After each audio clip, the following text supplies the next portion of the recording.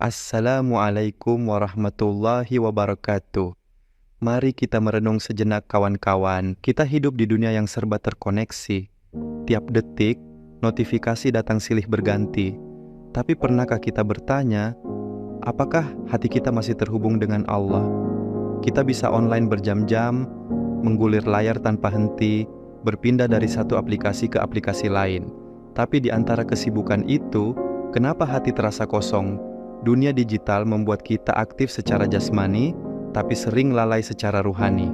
Allah Subhanahu wa Ta'ala berfirman dalam surah Ar-Ra'd ayat 28, "Ala bidzikrillahi tatmainnul qulub." Artinya, ingatlah, hanya dengan mengingat Allah, hati menjadi tenang. Dalam kitab Ruh Al-Bayan, Ismail Haqqi Al-Burusawi menafsirkan ayat ini bahwa dengan mengenal Allah dan memperbanyak ibadah, seseorang akan memperoleh ketenangan jiwa.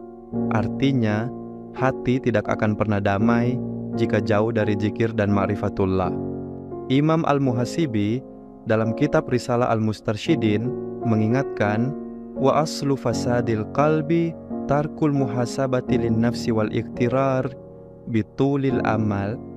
Asal dari rusaknya hati adalah meninggalkan muhasabah diri dan tertipu oleh panjangnya angan-angan.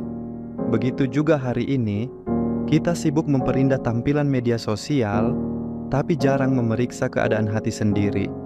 Kita lebih khawatir dengan komentar manusia daripada pandangan Allah terhadap diri kita.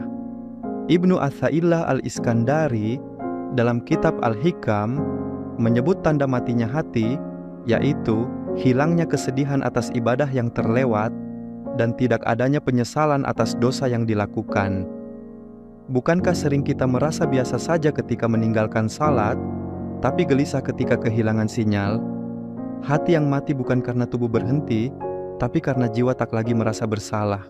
Imam Syarqawi dalam kitab Syarh Al-Hikam menuliskan bahwa tanda hati yang hidup dengan cahaya ilahi adalah sedih atas ibadah yang terlewat, menyesal atas dosa, dan gembira atas amal kebaikan.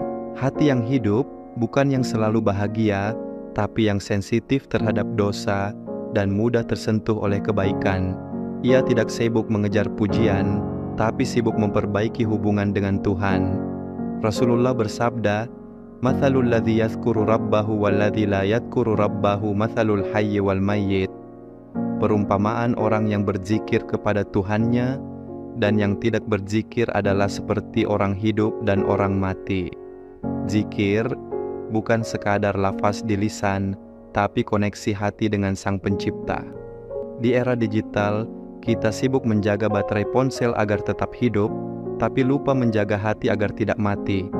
Imam Al-Muhasibi mengingatkan, rusaknya hati bermula ketika manusia berhenti bermuhasabah.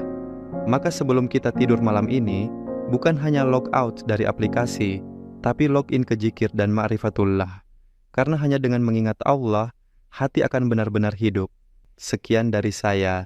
Semoga bermanfaat. Wassalamualaikum warahmatullahi wabarakatuh.